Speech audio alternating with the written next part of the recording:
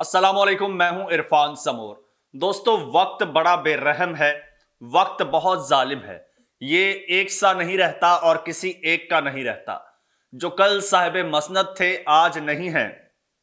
ये सब किराएदार हैं, किसी का जाती मकान नहीं है। दोस्तों, कल तक जो पाकिस्तान तहरीक इंसाफ पर क्रैकडाउन करने वाले थे, जो पाकिस्तान तहरीक इंसाफ को जेरे अताब लाने वाले थे, आज वो खुद जेरे अताब है। मैंने कल आपको एक स्टोरी सुनाई थी आईजी केपीके की, और आज उसमें मजीद कुछ डेवलपमेंट हुई है और बहुत सारे लोग जो हैं वो जेरे अताब आ गए हैं और पंजाब हुकूमत को बुलावा आ गया है, कटहरे में बुला लिया गया है। पंजाब हुकूमत को एक एक चीज का जवाब देना पड़ेगा और एक एक जुल्म का अब हिसाब देना पड़ेगा, क्योंकि अब मामला सुप्रीम कोर्ट में पहुंच गया है।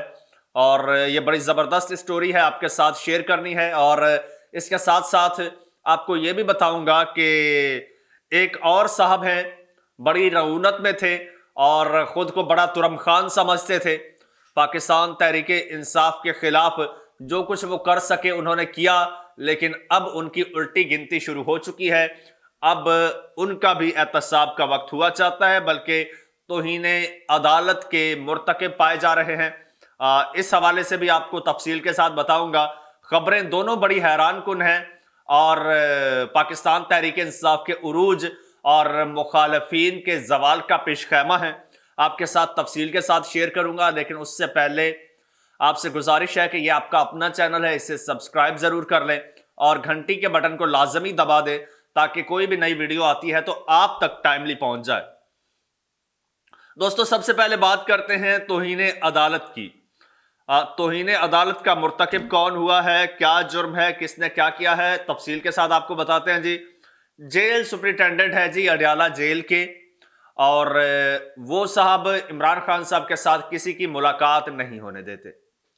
पार्टी के लोग जाते हैं और वकला जाते हैं, इमरान खान साहब के रिलेटिव्स, रिश्तेदार, बहनें वगैरह जाती हैं, तो उनका मूड होता है तो मुलाकात करवा देते हैं, मन नहीं होता तो मुलाकात नहीं करवाते। इवन अदालतों को नोटिस जारी करने पड़ते हैं। पीटीआई वाले अदालतों में जाते, अदालतों से अहकामात लेते, परमिशन लेते, फिर जेलर साहब के पास लेके जाते। तो जेलर वो जैसे वो टिपिकल फिल्मों में जेलर होते हैं, वो रोल प्ले करते हुए जो जेलर साहब उन अहकामात को जूते की नोक पर रखते, कभी मुलाकात करवाते, कभी नहीं करवाते। खैर, इस हवाले से जनाब सुन्नी इत्तेहाद काउंसिल ने अदालत में दरखास्त जमा करा दी है और दरखास्त में फरीक बनाया है जेलर साहब को, जेल सुपरिटेंडेंट को, कि जनाब ये ऐसे क्यों कर रहे हैं। तो उनको जब हाई कोर्ट में तलब किया गया तो उनको वहां पर चुप लग गई।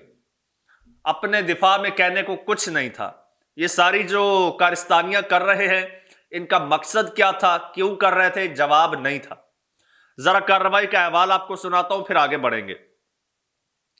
इस्लामाबाद हाई कोर्ट की जी जस्टिस हैं सुमन रिफत साहिबा। उन्होंने समाअत के दौरान रिमार्क्स में कहा कि भागने का आसान तरीका है, सिक्योरिटी थ्रेट है तो पूरी जेल बंद कर दें।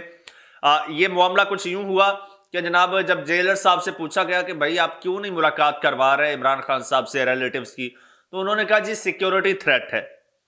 उन्होंने कहा कि सिक्योरिटी थ्रेट है तो फिर आप जेल को बंद कर दें, फिर बंद ही कर दें। आप यहां पर कैदियों को लाकर क्यों उनकी जिंदगी खतरे में डाल रहे हैं। तो ये आपका फरार का आसान तरीका है, सिक्योरिटी थ्रेट का बहाना बनाकर किसी पर भी पाबंदी लगा दी जाए। और अदालती हुक्म के बावजूद बानी पीटीआई से मुलाकात ना कराने के खिलाफ शहरयार आफरीदी और शानदाना गुलजार की सुपरिटेंडेंट अडयाला जेल के खिलाफ तौहीन अदालत की दरखास्तों पर भी समाअत हुई। जस्टिस सुमन रिफत इम्तियाज ने दरखास्तों पर समाअत की। अदालत ने एडवोकेट जनरल को सुपरिटेंडेंट जेल की तरफ से तहरीरी जवाब जमा कराने का हुक्म दिया है। और दौरान समाअत पीटीआई के वकील ने अदालत से इस्तदा की कि दरखास्त गुजारों की मुलाकात नहीं हो सकी, उनकी मुलाकातों का हुक्म दिया जाए। और जस्टिस सुमन रिफत ने समाअत के दौरान रिमार्क्स देते हुए कहा कि सिक्योरिटी थ्रेट्स हैं तो पूरे मुल्क के मोबाइल नेटवर्क बंद कर दें। और उन्होंने कहा कि कैदी का वकील से मुलाकात करना बुनियादी और आईनी हक है। इस पर एडवोकेट जनरल इस्लामाबाद ने अदालत को बताया कि जनाब पूरी जेल को सख्त सिक्योरिटी थ्रेट्स हैं। जस्टिस सुमन रिफत इम्तियाज ने इस्तिफसार किया کہ کل آپ کو عدالت کے تھریٹ کے لیے تھریٹ آتی ہے تو کیا عدالت بند کر دیں گے؟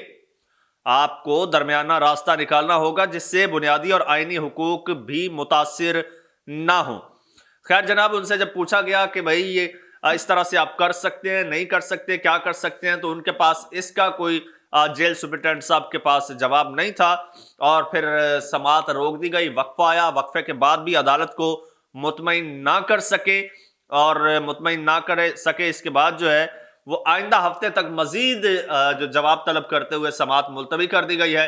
اور اب صاحب بہادر اگر اگلی سماعت پر بھی مطمئن نہیں کر پاتے تو پھر ان پر توہین عدالت بھی لگ سکتی ہے۔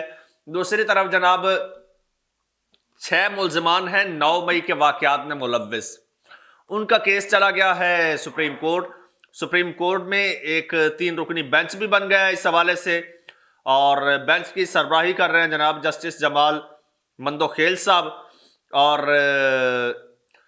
اس میں جناب عدالت نے نوٹس جاری کیا ہے اور آئندہ سماعت پر کیس کا ریکارڈ طلب کر لیا ہے۔ 6 ملزمان کے حوالے سے جو ہے وہ پنجاب حکومت کو یہ نوٹس جاری کر دیا گیا ہے، اور دوران سماعت جناب بڑی دلچسپ مکالمہ ہوا، ذرا سنیے۔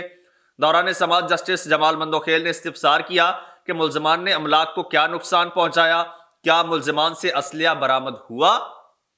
ظاہر ہے 9 مئی کے جو ملزمان ہیں انہوں نے املاک کو نقصان کیا پہنچایا ہے؟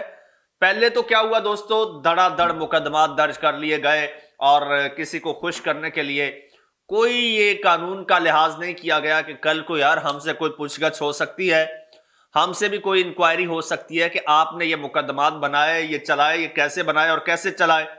اس وقت ان کو ٹینشن نہیں تھی، آج یہ گرفت میں آ چکے ہیں، آج ان کو ایک ایک بات کا جواب دینا پڑے گا۔ اور جسٹس صاحب نے ان سے استفسار کیا کہ املاک کو کیا نقصان پہنچایا، کیا ملزمان کے پاس اسلحہ تھا، اسلحہ برآمد ہوا، اور انہوں نے یہ بھی پوچھا کہ ملزمان پر کیا دفعات لگائی گئی ہیں۔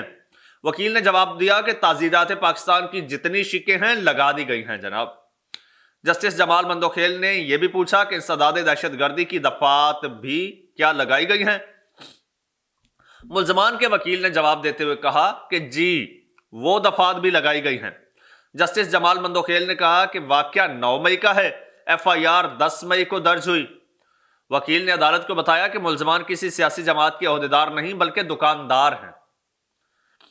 اس موقع پر جسٹس حسن اظہر رضوی نے پوچھا کہ CCTV سے شناخت کر کے ملزمان کو پکڑا گیا، کیا ملزمان سے ان کے موبائل فونز برآمد کیے گئے؟ ملزمان کے وکیل نے کہا کہ عدالت نوٹس کر کے مکمل ریکارڈ منگوا لے، جس کے بعد عدالت نے آئندہ سماعت پر کیس کا ریکارڈ طلب کر کے پنجاب حکومت کو نوٹس جاری کرتے ہوئے سماعت جو ہے وہ ملتوی کر دی ہے۔ اور آپ کو بتاتے چلیں کہ راولپنڈی کی انسداد دہشت گردی کی عدالت نے گزشتہ ہفتے 9 مئی کے کیسز میں عبوری ضمانتوں کی درخواست پر محفوظ فیصلہ سناتے ہوئے پاکستان تحریک انصاف کے رہنماؤں غلام سرور خان، صداقت عباسی، کنول شوذب اور اجمل صابر کی عبوری ضمانتیں جو ہے منظور کی تھیں۔ تو دوستو اب ایک ایک چیز کا اب عدالتیں تو جواب مانگ رہی ہیں اور عدالتیں ریکارڈ مانگ رہی ہیں کہ آپ نے دھڑا دھڑ مقدمات بنائے، آخر کس بیس پر بنائے، کس بنیاد پر بنائے۔ اب دوستو اب دیکھیے گا، اب وہی اسی طرح جیل سپرنٹینڈنٹ کی طرح ان کے پاس بھی کوئی جواب نہیں ہوگا، کوئی جواز نہیں ہوگا۔ یہ سارے جتنے بھی مقدمات ہیں، چاہے عمران خان صاحب پر ہیں، چاہے عمران خان صاحب کو جن کیسز میں سزائیں سنائی گئی ہیں، یا پھر دیگر اور مقدمات بھی ہیں، یا پھر PTI ورکرز پر ہیں تو سارے آپ کو پتہ ہے سیاسی مقدمات جس کا کوئی سر پاؤں نہیں ہے، جو آئینی تقاضوں کو ملحوظ خاطر نہ رکھتے ہوئے یہ کیسز بنائے گئے ہیں۔ تو قانون جب اپنا راستہ اپناتا ہے تو انصاف ہوتا ہے، اور اب جو ہے اب دیکھیے ایک ایک چیز کا حساب ہوگا، اور یہ سارے پاکستان تحریک انصاف کے لوگ انہی عدالتوں سے رہا ہوں گے، کیونکہ وہ جو ایک پریشر ہوتا ہے نا، پریشر ایک وقت تک ہوتا ہے، آپ اس کو سسٹین نہیں کر سکتے۔ ایک وقت تک تو آپ پریشر ڈال سکتے ہیں، اپنی مرضی کے فیصلے لے سکتے ہیں، لیکن اس کو سسٹین رکھنا بہت مشکل ہوتا ہے۔ پریشر ایک نہ ایک دن ختم ہو جاتا ہے، خوف ختم ہو جاتا ہے، تو اس کے بعد پھر ظاہر سی بات ہے پھر انصاف کا بول بالا ہوتا ہے۔ تو اب جناب اب الٹی گنتی ان کی شروع ہو چکی ہے، جو کل تک اعلیٰ کار بنے ہوئے تھے اور آج ان کو حساب دینا پڑ رہا ہے۔ اور مزے کی بات یہ ہے کہ جو ان کے استعمال کرنے والے تھے وہ آج سائڈ پہ بیٹھے ہیں، ان کا کوئی نام نہیں لے رہا، اور جو استعمال ہو رہے تھے، اعلی کار بنے ہوئے تھے، آج وہ الٹے لٹک رہے ہیں۔ دوستو کمنٹ سیکشن آپ کے لیے، اس میں اپنی رائے کا اظہار کیجئے، چینل آپ کا اپنا ہے، اسے سبسکرائب کر دیجئے، گھنٹی کے بٹن کو لازمی دبا دیجئے اور مجھے اجازت دیجئے۔ اللہ حافظ۔